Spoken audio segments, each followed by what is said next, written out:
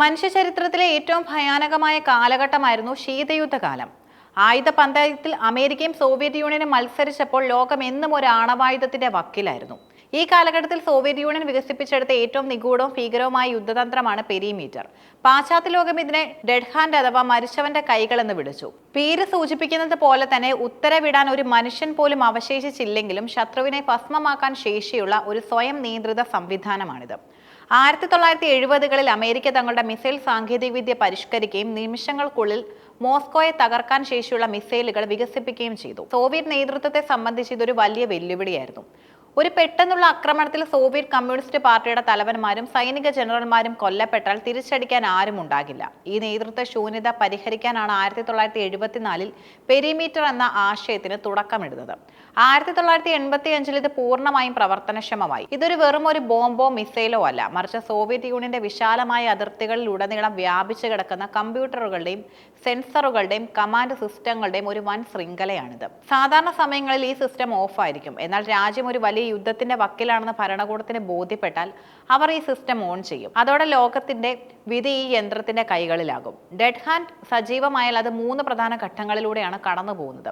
രാജ്യത്തുടനീളമുള്ള സെൻസറുകൾ ആണവ സ്ഫോടനത്തിന്റെ ലക്ഷണങ്ങൾ തേടും. അതിശക്തമായ പ്രകാശ വികിരണം, അന്തരീക്ഷ മർദ്ദത്തിലെ വ്യതിയാനം, ഭൂകമ്പ തരംഗങ്ങൾ എന്നിവ ഈ സെൻസറുകൾ നിരീക്ഷിക്കും. ഇവയെല്ലാം ഒരുമിച്ച് സംഭവിക്കുകയാണെങ്കിൽ അതൊരു ആണവ ആക്രമണമാണെന്ന് സിസ്റ്റം ഉറപ്പിക്കും. ആക്രമണം നടന്നുവെന്ന് ഉറപ്പായാൽ സിസ്റ്റം മോസ്കോയിലെ ജനറൽ സ്റ്റാഫ് കമാൻഡുമായി ബന്ധപ്പെടാൻ ശ്രമിക്കും.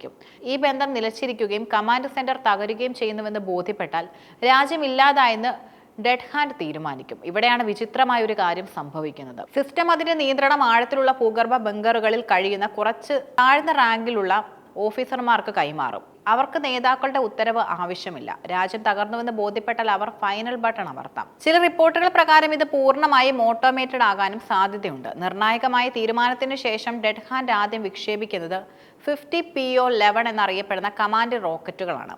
ഈ റോക്കറ്റുകളിൽ ബോംബുകളില്ല, പകരം അതിശക്തമായ റേഡിയോ ട്രാൻസ്മിറ്ററുകളാണുള്ളത്. ആകാശത്തേക്ക് കുതിച്ചുയരുന്ന ഈ റോക്കറ്റുകൾ സോവിയറ്റ് യൂണിയന്റെ ആകാശത്തിലൂടെ സഞ്ചരിക്കുകയും താഴെയുള്ള മിസൈൽ കിലോകളിലൂടെ അന്തർവാഹിനികളിലേക്ക് വിക്ഷേപണ കോഡുകൾ പ്രക്ഷേപണം ചെയ്യുകയും ചെയ്യും. ഈ സിഗ്നൽ ലഭിക്കുന്നതോടെ റഷ്യയുടെ ആയുധപ്പുരയിലുള്ള ആയിരക്കണക്കിന് ആണവ മിസൈലുകൾ ശത്രു രാജ്യങ്ങളിലേക്ക് തനിയെ കുതിച്ചുയരും. ഡെഡ് ഹാൻഡ് വിഭാവനം ചെയ്യുന്ന പരസ്പര വിനാശം എന്ന തത്വത്തിലാണ്. ശത്രുവിന് ഒരിക്കലും വിജയിക്കാൻ കഴിയില്ലെന്ന് ഈ സംവിധാനം ഉറപ്പാക്കുന്നു. നിങ്ങൾ റഷ്യയെ ഭൂപടത്തിൽ നിന്ന് മായ്ച്ചാലും റഷ്യയുടെ മണ്ണിൽ നിന്ന് ഉയരുന്ന മിസൈലുകൾ നിങ്ങളെയും ചാരമാക്കും. ഈ ഒരു ഭീതി കാരണമാണ് അമേരിക്കയും സോവിയറ്റ് യൂണിയനും നേരിട്ടുള്ള ഒരു യുദ്ധത്തിൽ നിന്ന് പിന്മാറി നിന്നത്.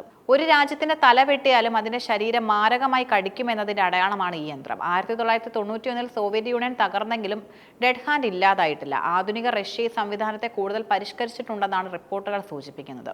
2011-ൽ റഷ്യൻ സൈനിക വക്താക്കൾ തന്നെ ഈ സംവിധാനം ഇപ്പോഴും സജീവമാണെന്ന് സൂചിപ്പിച്ചിരുന്നു. ആധുനിക കാലത്തെ സൈബർ ആക്രമണങ്ങളെയും ഇലക്ട്രോണിക് യുദ്ധങ്ങളെയും അതിജീവിക്കാൻ തക്കവണ്ണം പെരിമീറ്റർ ഇന്ന് കൂടുതൽ കരുത്തുറ്റതാണ്. ഇത്തരമൊരു സംവിധാനം ലോകത്തിന് വലിയൊരു ഭീഷണി കൂടിയാണ്. ഒരു കമ്പ്യൂട്ടർ ഗ്ലിച്ച് അല്ലെങ്കിൽ സെൻസർ തകരാർ മൂലം തെറ്റായ വിവരങ്ങൾ ലഭിച്ചാൽ ഡെഡ് ഹാൻഡ് ലോകാവസാനത്തിന് കാരണമായേക്കാം. ഒരു നിശ്ചിത ഘട്ടത്തിന് ശേഷം മനുഷ്യർക്ക് ഇടപെടാൻ കഴിയില്ല എന്നത് ഈ സംവിധാനത്തെ അപകടകാരിയാക്കുന്നു. ഇതിന്റെ പ്രവർത്തനത്തെക്കുറിച്ച് ലോകത്തിന് ഇപ്പോഴും കൃത്യമായ ധാരണയില്ല എന്നത് അനിശ്ചിതത്വം വർദ്ധിപ്പിക്കുന്നു. ഡെഡ് ഹാൻഡ് ഒരു സാധാരണ യന്ത്രമല്ല, അത് മനുഷ്യൻ തന്റെ ഭയത്തിൽ നിന്ന് നിർമ്മിച്ച ഭീകരമായൊരു സ്മാരകമാണ്. സമാധാനം നിലനിർത്താൻ ലോകത്തെ നശിപ്പിക്കാൻ തയ്യാറെടുക്കുക എന്ന വൈരുദ്ധ്യമാണ് ഈ സംവിധാനം മുന്നോട്ട് വയ്ക്കുന്നത്. ശവക്കല്ലറയ്ക്കുള്ളിൽ നിന്നും ശത്രുവിനെ വേട്ടയാടുന്ന ഈ മരണക്കൈകൾ മനുഷ്യരാശിക്ക് നൽകുന്ന വലിയൊരു മുന്നറിയിപ്പുണ്ട്. നാം നിർമ്മിക്കുന്ന ആയുധങ്ങൾ ഒരുപക്ഷെ നമ്മളെക്കാൾ കൂടുതൽ കാലം ജീവിക്കുകയും ഒടുവിൽ നമ്മുടെ തന്നെ അന്ത്യത്തിന് കാരണമാവുകയും ചെയ്യും. ലോകം ഇന്ന് സാങ്കേതികമായി വളർന്നിരിക്കാം, പക്ഷെ ഭൂമിക്കടിയിലെ രഹസ്യ അറകളിൽ ഇപ്പോഴും ഉണർന്നിരിക്കുന്ന ഈ യന്ത്രം നമ്മുടെ സമാധാനം എത്രത്തോളം ദുർബലമാണെന്ന് ഓർമ്മിപ്പിച്ചുകൊണ്ടേയിരിക്കുന്നു. ശീതയുദ്ധ കാലം എന്നത് കേവലം മിസൈലുകളുടെ എണ്ണത്തിലുള്ള മത്സരം മാത്രമായിരുന്നു, മറിച്ച് സങ്കല്പാതീതമായ പല നിഗൂഢ പദ്ധതികളുടെയും പരീക്ഷണശാല കൂടിയായിരുന്നു. അമേരിക്കയുടെ CIA-യും സോവിയറ്റ് യൂണിയന്റെ KGB-യും ശത്രുക്കളെ തോൽപ്പിക്കാൻ മനുഷ്യ മനസ്സിനെയും പ്രകൃതിയെയും വരെ ആയുധമാക്കാൻ ശ്രമിച്ചു. ഇതിൽ ഏറ്റവും പ്രധാനപ്പെട്ട ഒന്നായിരുന്നു അമേരിക്കയുടെ പ്രോജക്റ്റ് MK Ultra.